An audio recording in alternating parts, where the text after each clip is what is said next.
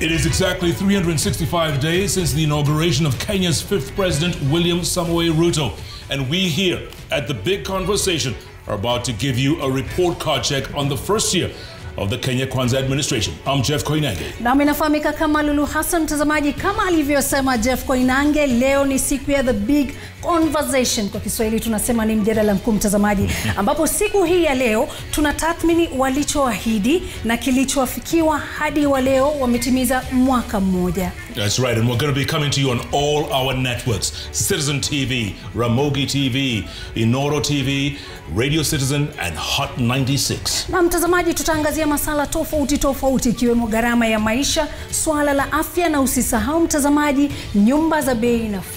Absolutely. Cost of living as well, Lulu. Let's not forget that it's been going sky high the last year. And we're going to be coming to you from around the nation's capital and around the country. Let's just give you a look at who we have and where. At City Hall Forum, we have Jael, Lieta and Lincoln Jogu. Na mtazamaji, Jael, Lieta na Lincoln Jogu watazungumza na wananchi na wale jamaa ambao kidogo ni wataalam. Wanasema ni wazalendo. Wazalendo. Na wazalendo. Mbali na hao mtazamaji, tutakuwa na Chemu Taigoin na Waweru wa Nyambura uko Kibra. That's right. And then we're going to do something pretty unprecedented. We're going to go into 2 matatus right now during drive time, and we're going to be talking to both Patrick Gunza on the Rongai 111 route, and on the Embakasi route we'll have George Bati. Mbali na hao mtazamaji, tukitoka jijini Nairobi tunaelekea miji tofauti, na hii leo mtazamaji kwenye The Big Conversation tunaenda hadi Garissa, tukutane na Faisal Abdurrahman. And from Garissa we'll go all the way to Nyamira. We'll find our very own Crispin Otieno standing by, getting the pulse of the nation out there. And finally we'll go to Nyeri County and we'll speak to our very own Martin Monene, also on standby. We're giving you unprecedented coverage right here on The Big Conversation. Lakini wengi wanauliza, dere wa mathri, konda wa mathri, wanasema nini mtazamaji? Na hii leo moja kwa moja tunaenda kwa Patrick Gunza ambaye yuko katika route number 111 Rongai. Na Patrick Gunza, kama unatupata vizuri, wa Kenya wanasemaje ikiwa ni siku ambayo Rais William Ruto ama serikali ya Kenya Kwanza imeweza kutimisha mwaka mmoja?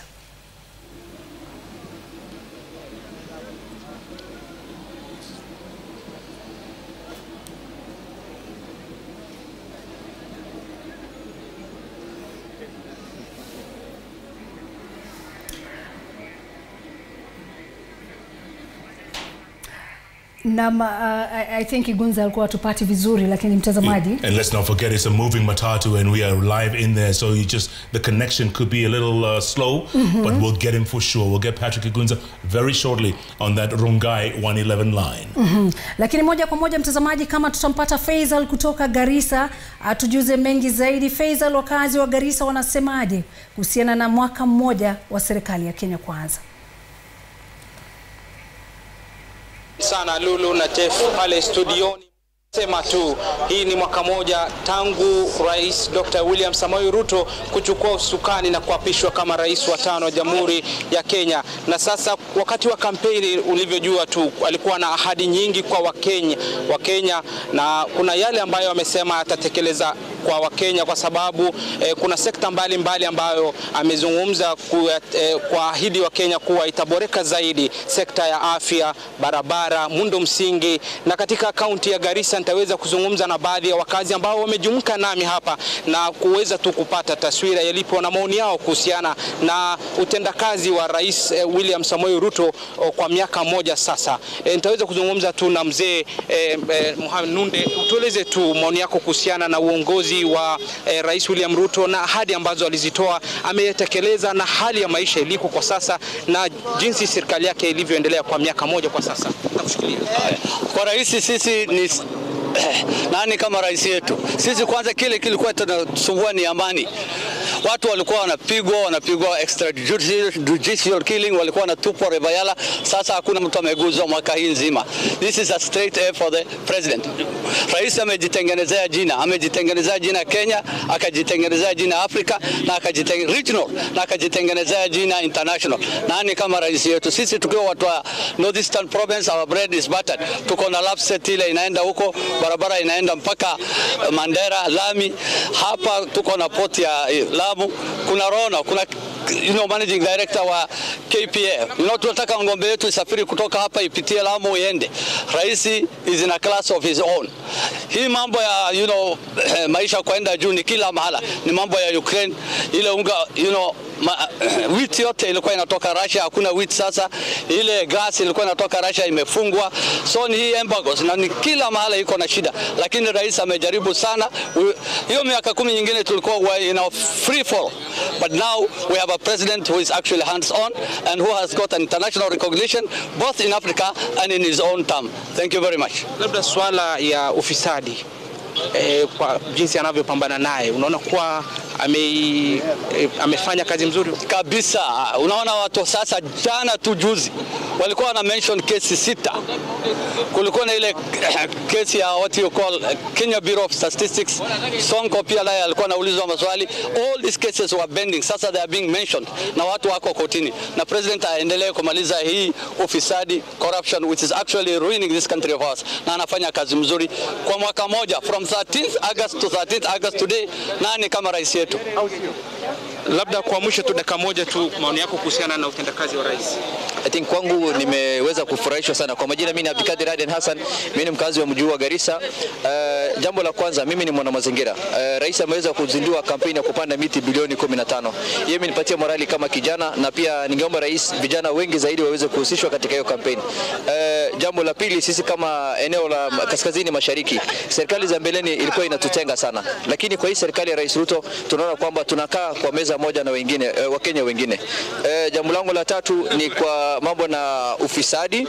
Rais ameweza kupigana na ufisadi, na ningeomba kwamba counties ndio ufisadi kuu iko. Naomba kwamba hii fimbo ya ufisadi ikuje ingia kwa counties, kwa sababu Wakenya wameanza kuingiza baridi. Wale watu walikuwa naiba mali ya umma, hata wafanyikazi wa serikali wameweza kuwa na uoga zaidi.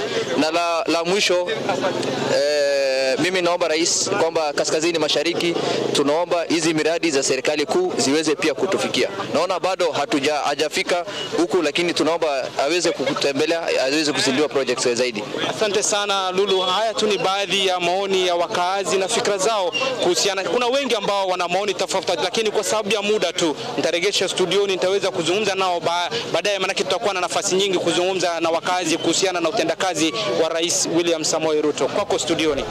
Naam, shukran sana Faisal Abdurrahman. Kwa hakika amepata sifa kede kwa mwaka mmoja. Wanasema our bread is buttered. Garissa wanasema wako salama. And they know where their bread is buttered. Naam, shukran sana Faisal. All right, thanks Faisal. Now, from there, we were telling you we have unprecedented coverage around the country, around the nation. And for now, we're going to go inside a matatu. That's right. In Embakasi, it's an Embasava Sako, Lulu, heading all the way to Umoja. Was it Umosh? Umo. Umo, okay, there you go. We find our own George Bati there. George, what's happening? What's the latest?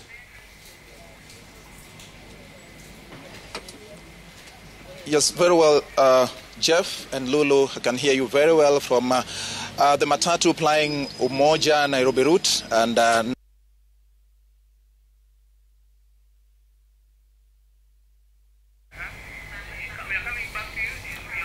looks like the picture there has frozen. As, you know, it's a moving matatu. We can expect anything, but you know, George Bati will get back to him as soon as we can. Okay, kabisa. Lakini kwa hivi sasa tunaenda kwa Nyamira kwa Crispin Otieno.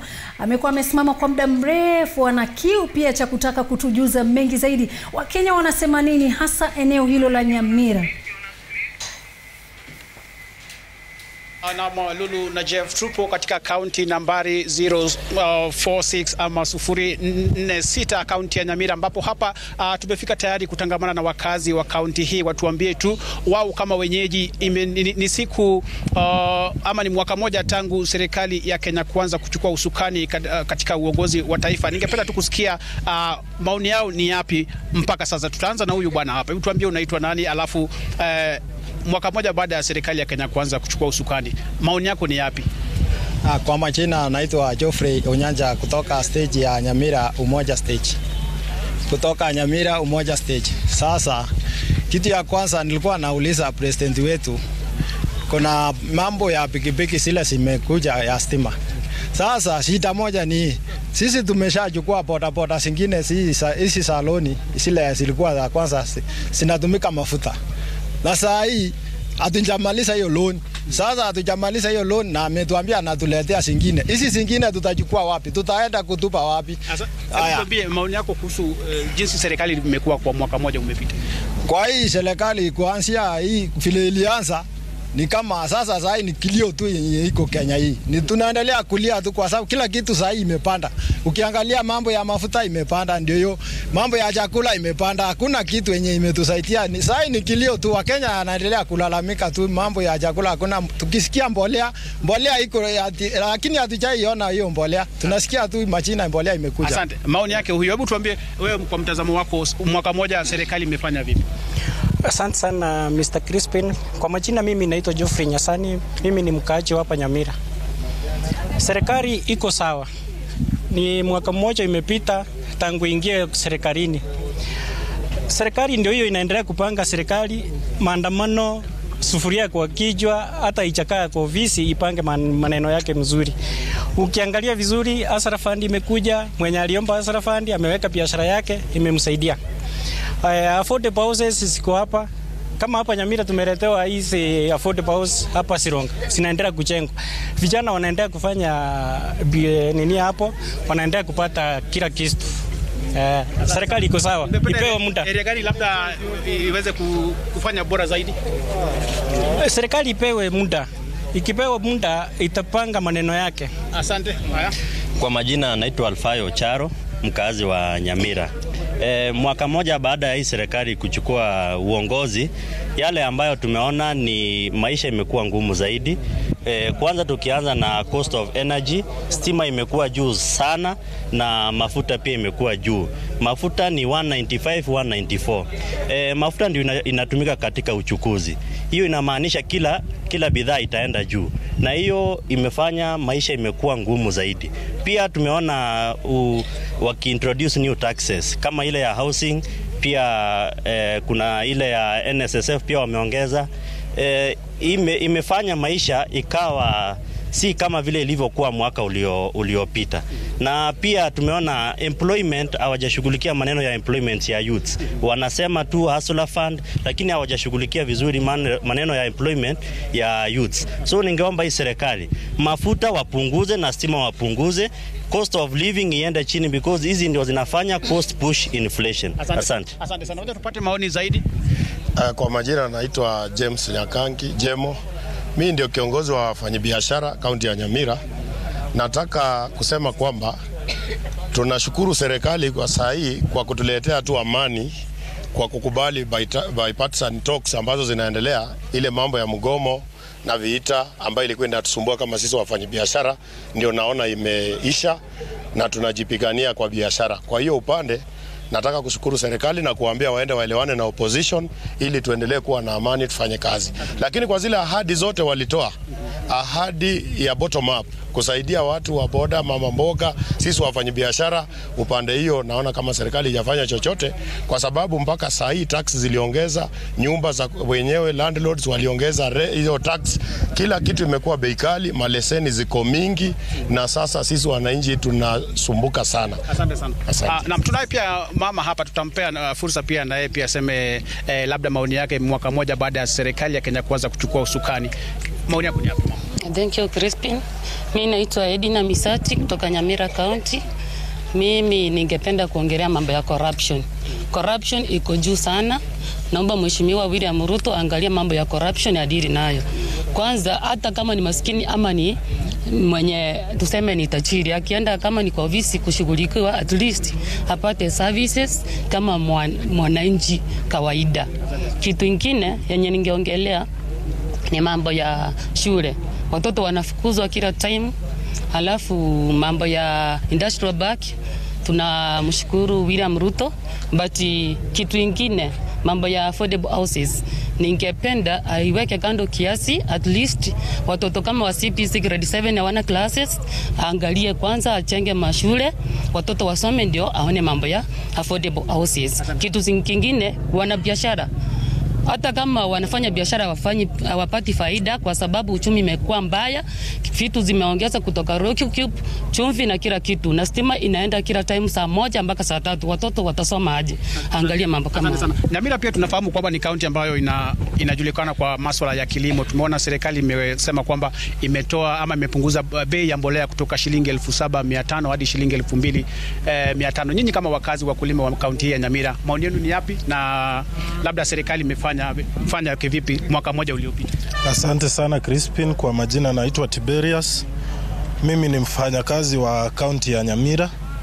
Kwa mwaka huu mmoja ambao Rais William Ruto na serikali ya Kenya Kwanza imekuwa uongozini, ile jambo tu alilolifanya jema ni lile jambo alilofanya siku ya kwanza akiwa ofisini, ambapo alikubali uamuzi wa Judicial Service Commission, akawaapisha majaji ambao mwanzilishi wake ama mtangulizi wake alikuwa amekataa kuapisha.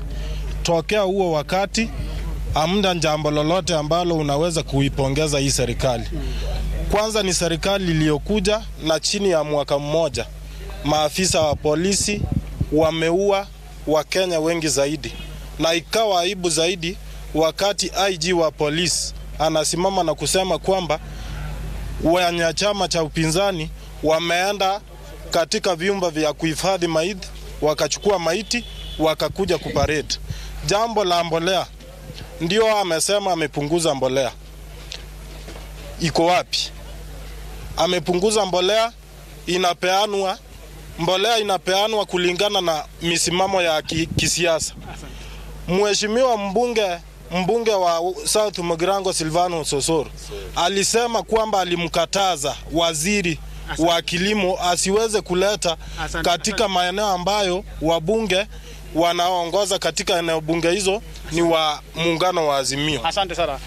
Naam, ulivyosikia hapo ni hisia mseto tu kutoka kwa wakazi wa kaunti hii ya Nyamira, wakiwa na hisia mseto tu. Wengi waliozungumza wakizungumzia tu kuhusu gharama ya juu ya maisha. Wangependa tu labda serikali iweze kushughulikia swala hilo. Kwa hivyo tutakuwa tukiachia hapo kwenu tena studioni. Naam, shukrani sana Crispin Otieno. Kwa hakika ni hisia mseto, mwanzo kutoka Garissa alafu uende Nyamira, unakuta kwamba ni maeneo mawili tofauti kabisa. Kila mmoja na maoni yake. Absolutely, and they're all crying out about the standard of living, especially in Nyamira, which is going to be one of our main topics tonight, Lulu. Cost of living, fuel prices through the roof, food prices unbearable. So we're going to be talking a lot about that in the next few years. Okay. Kwa hivi sasa tunaambiwa kwamba tunaenda county 019. Nyeri County. Yes. Where we find our very own Martin Munene. Martin, what's the latest there? All right, a very good evening to you in studio from Nyeri County. And of course, Nyeri County is a special county, especially when it comes to this administration, because it is where the deputy president hails from. And in his words, he says that every region has shares in this government. And so the share of Nyeri County can be considered to be substantial considering his position. And where I stand, President William Ruto was actually here about a month ago, launched this market. But 1 year of his rule, we get to hear what the locals here say. Areas of interest, of course, within Nyeri and Central Kenya region include issues of trade, issues of small-scale businesses, issues agriculture, that also things that touch with things to do with infrastructure and the like. And I want to have a conversation with locals here so that we get a feel of how they feel this government is faring, and especially to them. Sana, nataka uniambie unaitwa nani, na karibu sana kwa Citizen TV. Mwaka mmoja wa utawala wa William Ruto, haswa masuala ya uchumi, wewe unaona anaendelea vipi na una yapi ya kusema kuhusu uchumi? Majina yangu naitwa Maina Kamami, chairman wa hii soko ya Cheni Quarter, na hapa ndipo deputy president ametoka. Nikataka kusema ya kwamba katika hali ya kimaisha, maisha sio mazuri vile, sababu ukiangalia mafuta iko almost 200 shillings, ukiangalia uga iko 200, lakini ningetaka pia niangalie pande nyingine ya kimaisha, ya kwamba serikali inafanya juu chini kuona kwamba maisha itateremka. Ninasema itateremka kwa nini? Vile wamefanya kuleta fertilizer ya bei rahisi, inaonyesha kwamba wakiendelea hivyo maisha itateremka. Lakini as we talk now, maisha sio mazuri. Ningetaka serikali itilie manani mwananchi wa kawaida, ili at least maisha ipunguke kidogo. Yes. Na asante. Labda tuzungumze nawe, nataka unieleze unaitwa nani? Na naona haswa nyinyi ni watu ambao mnafanya biashara ndogo ndogo. Labda kwa maoni yako, kwa mwaka mmoja wa serikali ya William Ruto, nyinyi kama watu ambao mnafanya biashara ndogo ndogo, maisha yenu imebadilika ama iko vipi? Okay, kwa majina naitwa Moses Maina, mimi nifanya biashara kwa hii soko. Kwa hiyo mwaka mmoja na hii serikali ya William Ruto, maisha imetufinyilia kidogo due of cost of living, kwa sababu ya mafuta imepanda bei sana, na tunaomba hii serikali ya William Ruto ikitubungishia bei ya mafuta, gharama ya maisha itaenda chini. Lakini pande nyingine imetufanyia kazi juu, ukiangalia kama hii soko yetu, wakati alikuwa hapa ametuahidia kwamba atatuwekea roof, so tuko na matarajio na hii serikali ya kwamba itatufanyia kazi. Labda tuweze kusikia pia sauti ya mama. Mama, nataka ujitambulishe, unaitwa nani? Na unieleze haswa wewe kama mama, mwaka mmoja utawala wa William Ruto, maoni yako ni yapi? Mimi naitwa Julia Kerigo. Nashukuru kwa sababu ya serikali yetu, kwa sababu hiyo mwaka moja tumeona hiyo serikali ikiendelea vizuri, hata kama kuna mambo ambayo haijakamilika kabisa, tayari wameanza kitu na wamepeleka pahali. Ile sana ningetaka kuongelea ni kwa sababu kwa hii mwaka tumepewa, kama wamama tumepewa pesa hii ya hustler fund. Tulikuwa tunakopa pesa, saa nyingine tunashindwa kulipa. Wamama wengi hawakuwa na kazi, manyumba mingi ilikuwa imeharibika, lakini kwa sababu ya hii hustler fund ililetwa na rais wetu, wamama sasa wanaendelea kufanya kazi. Kila mama sasa anapata hiyo, tunagawanya hizo 50,000, na saa hii tungeonelea na tungeomba tunapoendelea kulipa, tungeuliza rais wetu aendelee kutuongezea hiyo pesa, kwa sababu maisha iko juu, hata zile vitu tunanunua siko na bei iko juu. Kwa hivyo tunapoendelea kulipa, tungeuliza rais wetu aongezee hiyo pesa, hata kama kila mtu atakuwa anapewa 50,000, tutashukuru. Na mtuweza kusikia mwingine hapa, nataka ujitambulishe, unaitwa nani na unieleze wewe kwa mwaka mmoja utawala wa William Ruto. Haswa ukiangalia eneo hili kulikuwa na miradi kwa mfano ya barabara, mahali imefika sasa, umeridhika au la, ama ungesema yapi haswa kuhusu maendeleo? Majina yangu naitwa Rose Wajiro. Mimi ni mfanyabiashara huku Kenya Kwanza. Na kwanza kushukuru hii serikali, sababu wakati wa hiyo serikali nyingine ilikuwa imeanzia miradi ya barabara na haikuwa imemaliza. Sasa hii serikali imekuja ikatumalizia, na bado tuko na matarajio na wao watamaliza hata pale hapa mebaki. Na tunawaomba sasa, kwa sababu mvua iko karibu kunyesha, tunawaomba tu watuharakishie hizo barabara ndivyo tuwe sawa. Asante. Mama, naye nataka unieleze, nimeona mpaka hapa kuna watoto, masuala ya masomo, serikali hii unaona imefanya vipi kwa huo mwaka mmoja wa William Ruto utawalani? Masuala ya masomo umeridhika kama iko vipi? Iko mzuri. Mimi naitwa Elizabeth Kuria, lakini tunafurahi ni serikali yetu. Mimi naongelea juu ya masomo ya CBC, iko juu sana, lakini tunasema hata kama serikali tupunguzia hata kama ni kidogo, na tunashukuru serikali sana. Asante. All right.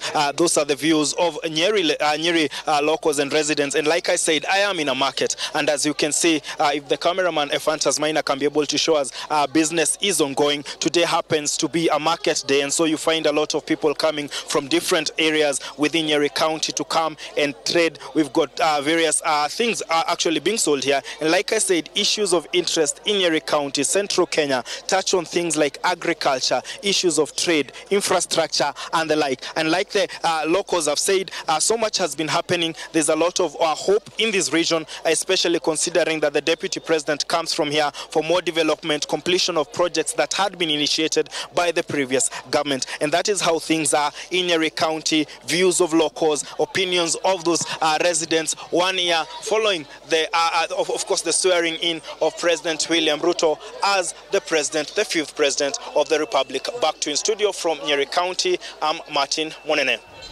Martin in the market in Nyeri County. Good stuff, Martin. Great reactions from people from across the board, Lulu. And they're talking about everything from roads. They want the roads improved because the rains are coming. And then wakaongea juu ya hustler fund pia. Wanasema kwamba kile kiwango ambacho kimetengewa ni kidogo mno. Kwa hivyo mngeomba rais aongeze ifike 50,000. Which is good. At least they appreciate. And then others are, of course, talking about the cost of living. Yeah. It is high, even though they give, they're saying give the Kenya Kwanza administration time. They're saying still, life is tough. Yeah, maisha ni magumu, mtazamaji wanasema, lakini wanaona kana kwamba juhudi zinafanywa. Kwa hivyo hope kwamba mambo yatakuwa mazuri zaidi. Absolutely. Now, from Nyeri County, let's come back down to the nation's capital, where we've been telling you we are adamant about getting into a matatu and speaking to the people on the move as they drive home. We get our own Patrick Igunza, who's at heading to Rongai. Is he in the CBD? Yuko CBD. CBD heading to Rongai. Igunza, if you can hear us, good evening. What's the latest?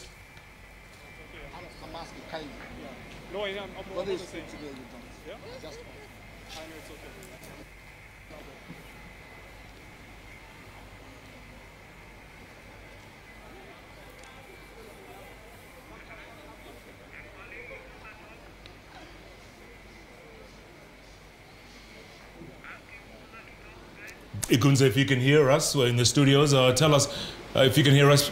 Igunza, yeah, go ahead. Go ahead. What's the latest? What's happening? Where are you?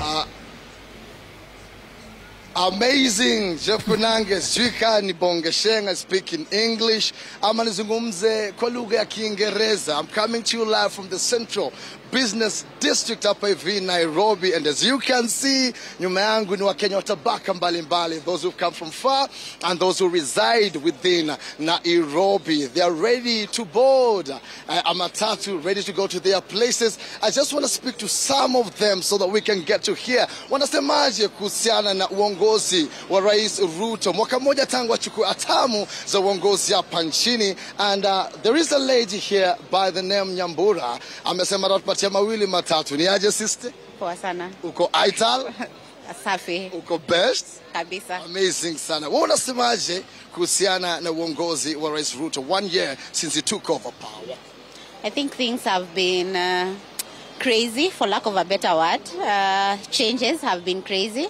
When you see the housing levy that was just imposed, mostly to the people who are employed, it's a bit crazy because you're wondering, for one of the questions that I would ask myself is like, I live in my own house, why would I pay housing levy again? Am I sure I'll get that house? Do I even need it as of the moment? Because I already own a house, so why would I pay another housing levy? But at the same time, we want to give them time, and we feel 1 year is not enough for me to judge them. We want to still have some hope in them. We hope that they will do the best and they will not disappoint us. Coming in the next 5 years, in the next 2 years actually, come in the next 1 year, they should do something better. For the housing levy, not so good about it. About the health, we heard of something else that is supposed to come up apart from NHIF. Let's see how it goes. I'm not so sure. Every day levies are being imposed. So tomorrow we are not sure whether we'll be paying levy for this road. But anyway, we hope for the best. Appreciate it, Nyambura. Mambo vipi champe? Uko Aital? Niko Aital. Yeah, to go live on Citizen Television, Kenya's #1 TV station. What's your take about Ruto's leadership 1 year down the line? For me, what we should do is just have hope, have faith, and let's see everything flow. Yeah. Wewe unafeel nika gharama ya maisha na kupeleka namna gani kama youth man? Nika youth man nisikize impact, siwezi kataa. But saa watu ile tutafanya tu ni kukubali, adjust na kubali to have faith. So tunago na imani.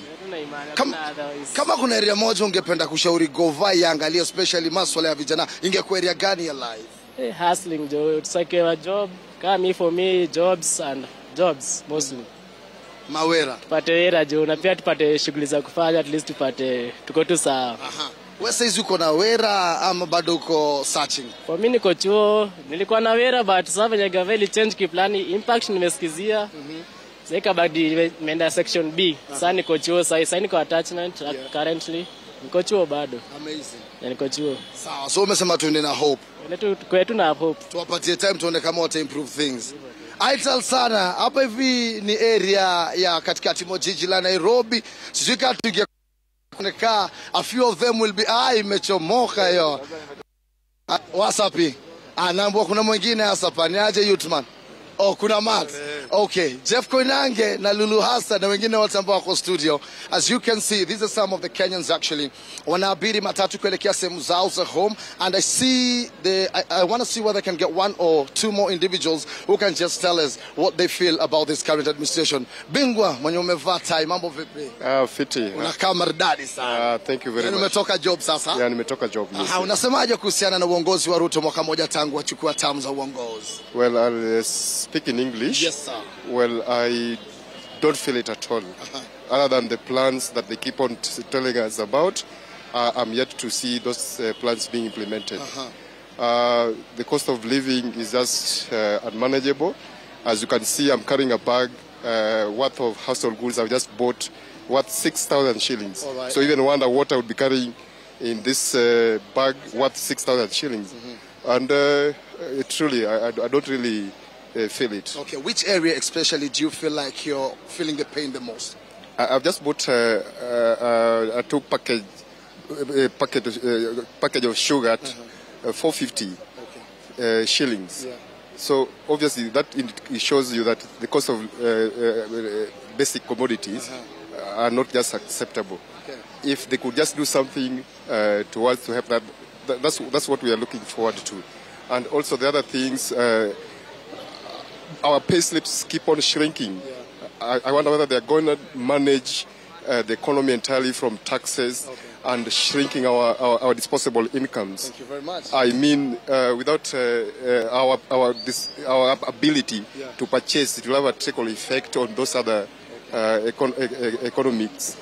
Yes, yes. Amazing, Sana. You've heard it from the horse's mouth. These are just a section of Kenyans who are actually pouring their hearts out, wanting us to understand the pain that they're going through. Some of them still hoping that things are going to get better. Time ikiendelea. I will have to toss it back to you guys in studio so that you can engage the experts, and you will wonder why I cut it short very fast. Ni kwa sababu kuna mahali nafaa kwenda na ni sahi isio design inakuwa true, inakuwa bei, inakuwa amazing, inakuwa ni Itali Gunza the street disciple.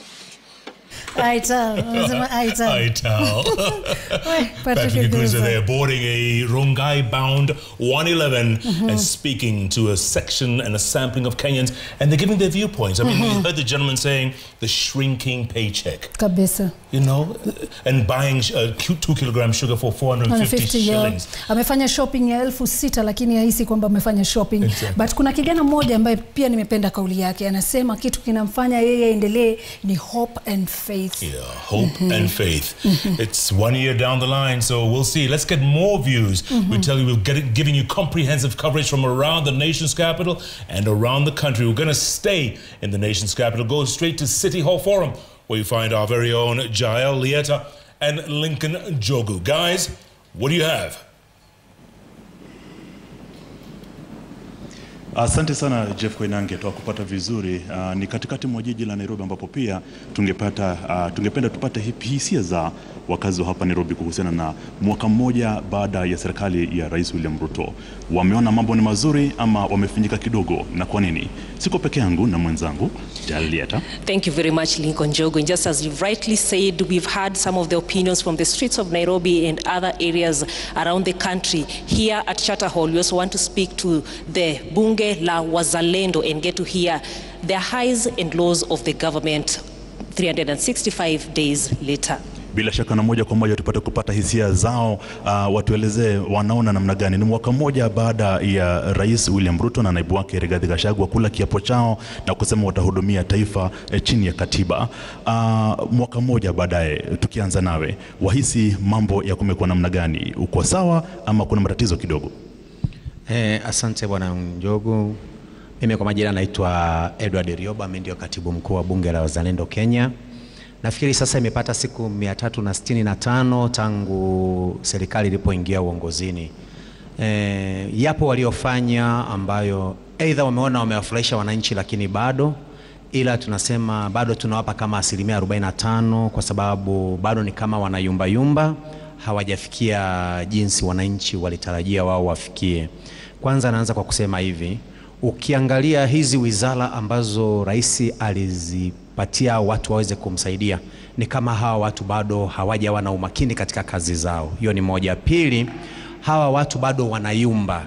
wamekuwa ni watu wa maneno, hawajajua kwamba wao ndio wako ndani ya wizara. Tunachokiomba ni kwamba saizi rais akae na hawa watu, awaeleze kwamba wao aliwateua kwa ajili ya kumsaidia kazi, sio wawe watu wa maneno, kurushiana maneno huku na kule ili tuweze. Ukiangalia kwa mfano wizara ya mambo ya ndani, internal, jamaa huyu anajaribu kiasi chake, mimi naweza kumpatia 50% kati ya 100. Ukiangalia wizara hii wizara ya biashara ambayo inaongozwa na Moses Kuria, ni kama bado hajajua anafanya nini, bado ni mtu anakula raha yake, bado yuko honeymoon, hajajipanga. Tukienda wizara ya elimu ambayo sasa hivi ndio inaleta shida katika nchi hii, bado serikali haijajipanga vizuri. Tunaomba serikali ijipange hapo, kwa sababu kutakuwa na msukosuko si muda mrefu, kwa sababu asilimia kubwa ya watoto hawataenda shule, wengi watakuwa maskini, kwa sababu naona hapa kuna gap linatengenezwa la watu ambao si wasomi na ambao ni wasomi, kwa sababu elimu itakuwa ghali, mtoto wa maskini atashindwa kusoma. Tukirudi hizi wizara zingine, bado tunaona hawajajipanga vizuri. Tunaomba wajipange ndio tuweze kujua sasa tunatoka wapi na tunaelekea wapi. Kulingana naye ni asilimia 45 kwa 100 ambazo anaipatia serikali ya William Ruto. And on this other end, just speak with the woman seated right here, just to get to know your thoughts about Ruto's administration 1 year on. What do you say about it? Kwa majina ni Esther Njeri, mama county wa bunge la Mzalendo.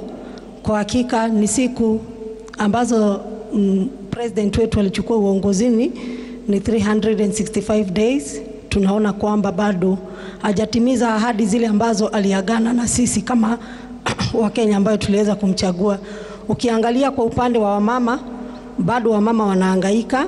Wamama mboga alivyosema kwamba watakupewa kipaumbele, bado hajafikia hapo, kwa sababu sisi kama mtaani wetu Ziwani Kariokoo Ward hatujaona wanachama ambao wamefaidika kwenye uongozi wa president wetu. So tunamuomba kwamba, alisema kwamba atashikilia wamama kwa sana, maana mama ndio mwanzilishi wa taifa, pia mama ndio mwanzilishi wa boma, mama ndio mwanzilishi wa jamii. Anafaa kupewa kipaumbele, aache kuteseka kama miaka ya hapo awali. Ndiposa tunasema asiweze kutusahau kama akina mama ambao wanashikilia jamii hapa chini. Tuliona katika serikali zilizopita wamama ambao wanashikilia counties tofauti, viongozi walikuwa wanashikiliwa na hiyo serikali ambayo iliweza kupita. Kwa hii serikali yote yake hatujaona kushikiliwa kokote. Kuna hii chakula ambayo inaletwa ya misaada, inaenda tu kichini, haiwezi kuwa na uwazi, inaenda kichini, na unapata watu wachache ndio wanapata, wale wanyonge kabisa bado wanatulilia sisi kama wawakilishi wa mtaa. Thank you very much. And just as you've heard there, the women are crying, or a representative of the women is crying about how the representation has been. As the women, they feel left out. More thoughts, Lincoln? Bila shaka ikiwa iliitwa serikali ya mama mboga, hii sasa kuna zipi kwa hii serikali ambayo imekuwa na kipindi cha mwaka mmoja mamlakani? Ni wapi unaona labda imeteleza, ni wapi unaona imegonga ndipo? Nashukuru sana. Mimi naitwa Mohamed Juma. Naitwa Juma Mohamed, na mimi niko na sehemu mbili ambazo nataka kushukuru nazo William. Kwanza ni ile uamuzi wake wa kutaka, uamuzi wake wa kusema mambo hii ya mambo matatu. Hapo tu ndio inanifurahisha, manake japo hajafanya kitendo, but lakini vile alisema kuwa mambo ni matatu, iwapo wewe ni mhalifu yanayokungojea ni matatu, naomba aanze sasa, awache story. Manake hapo awali watu wa Goldenberg, wakati Nyayo angeli apply hiyo formula ya mambo matatu, pengine tungepoteza vile tulipoteza kwa Goldenberg, Anglo Leasing. Kungelikuwa na formula ya mambo matatu, watu wangekuwa wamejifunza mengine. Halafu ya pili ni kutuambia ya kwamba kutaka sisi tumuhurumie kwa kufail, kwa kutuambia ya kwamba mawaziri wengine hawajui kazi yao, ili hali tunajua ya kwamba alichagua watu wa darasa la 3 kukaa katika cabinet. Hayo alifanya akijua vizuri ya kwamba huyu ni standard 3 dropout, huyu ni form 4 leaver na huyu ni graduate. So malalamishi hatutaki, afanye kazi. Bila shaka anasema malalamishi hayatakikani, kazi ifanywe, na anasema kwamba anaunga mkono mambo matatu, yani masuala matatu ambayo rais alisema lazima yafanyike kwa wale ambao wanavunja sheria za nchi. Ni baadhi tu ya hisia za tuliona hapa katika Charter Hall katikati mwa jiji la Nairobi katika mjadala mkuu. Bila shaka tutarejea hapa baada ya kipindi kisicho kirefu.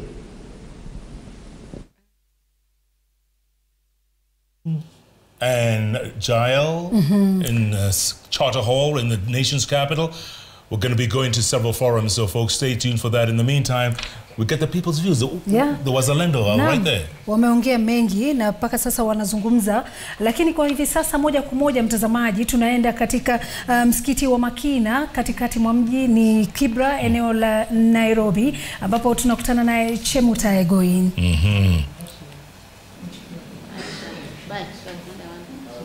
Asante sana Jeff na Lulu. Tuko katika ukumbi wa Makina ambapo ni kitongoji cha Kibra, na hapa ni ngome ya Kenya. Watu wa aina mbalimbali na kabila mbalimbali, mirengo tofauti ya kisiasa wanapatikana hapa na wako tayari kupeana ratiba yao ya jinsi ambavyo Rais William Ruto na serikali yake wameweza kufanikisha baadhi ya mambo ambayo waliahidi wakati wa uchaguzi. Yes, and as Waweru has indicated, yes, we are in Kibra constituency, and we'll be speaking to some of the residents here to know how are they rating the Kenya Kwanza administration 1 year later. This is 1 of 5 years, and there were many campaign pledges that were made. There are areas that we've even gone through here that those leaders came here seeking the support of the people. Then what they think about what had been promised and what has been delivered or has not been delivered. We will be bringing that live from Kibra here, and we'll just go straight to one member of the public first. Kindly introduce yourself, tell us where you come from, and what is your overall opinion about the fifth administration's leadership so far. Asante sana. Mi kwa majina naitwa Crispin Ochieng. Mimi ni mkaji wa hapa Kibera. Generally tangu president achukue shukani, sisi kama wa Kenya, hasa watu wa Kibera, hatujaiona kitu muhimu chenye president hii administration imefanya. So kwa opinion yangu, president ametuangusha according to what he was saying during campaigns. Ametuangusha sana sana sana. Juu alituambia akiweka Biblia chini, for example, bei ya unga itarudi chini.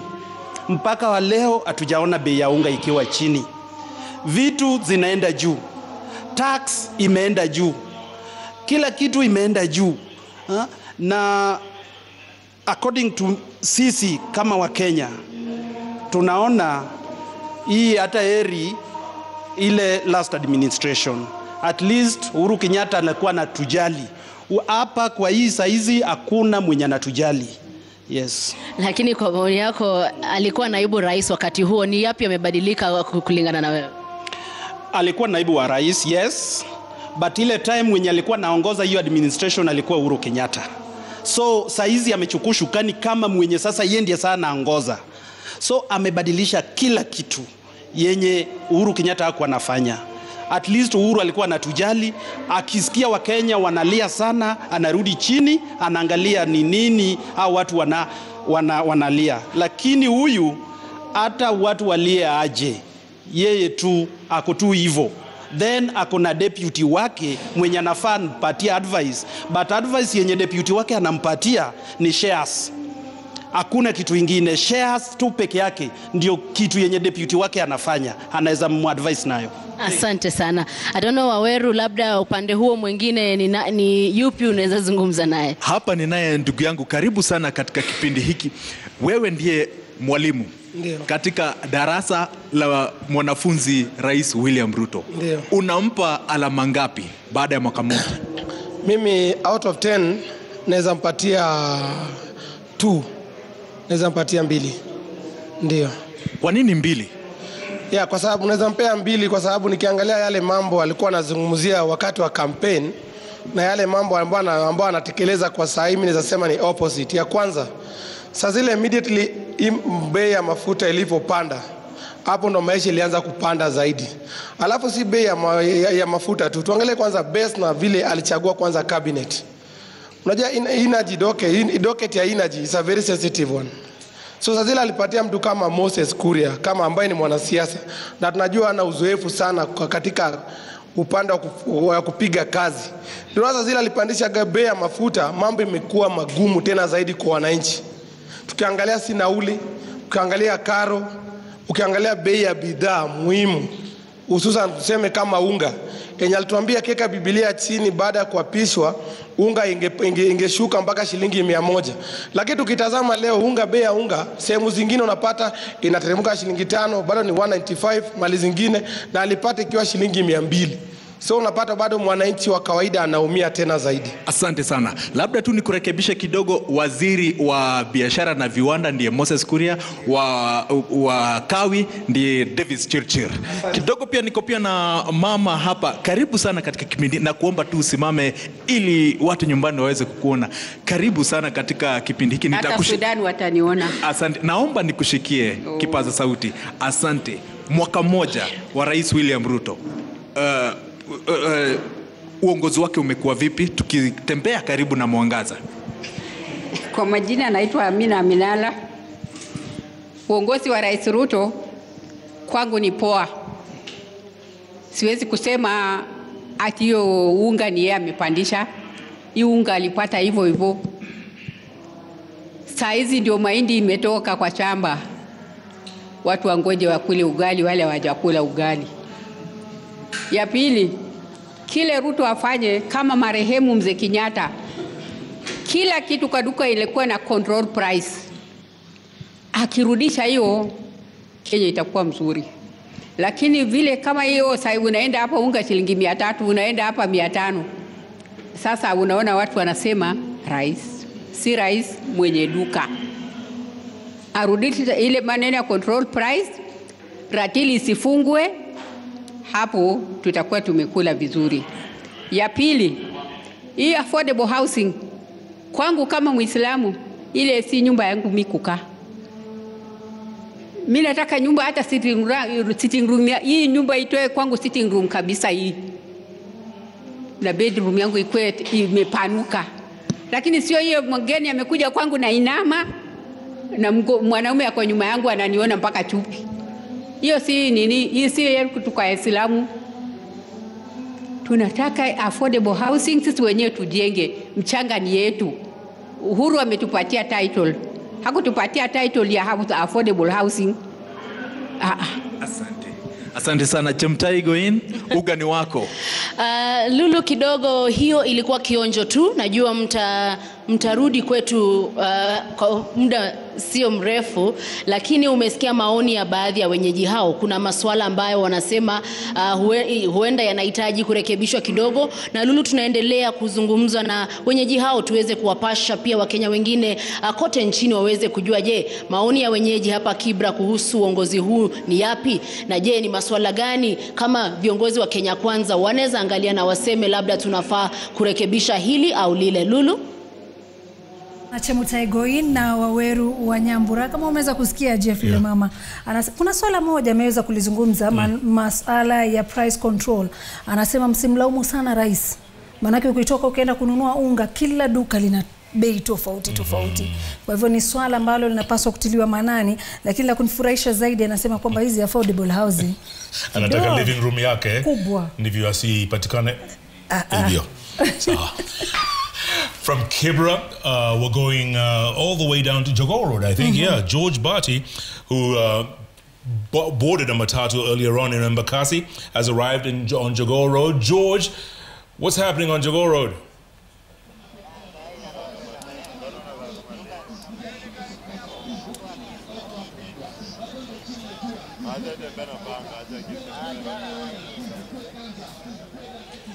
Thank you very much, Jeff and Lulu. We are right here at Jogoo Road. This is Chachami stage along Jogoo Road, Nairobi, where we've met some of the residents around here and those who are waiting to board matatu to their respective destinations.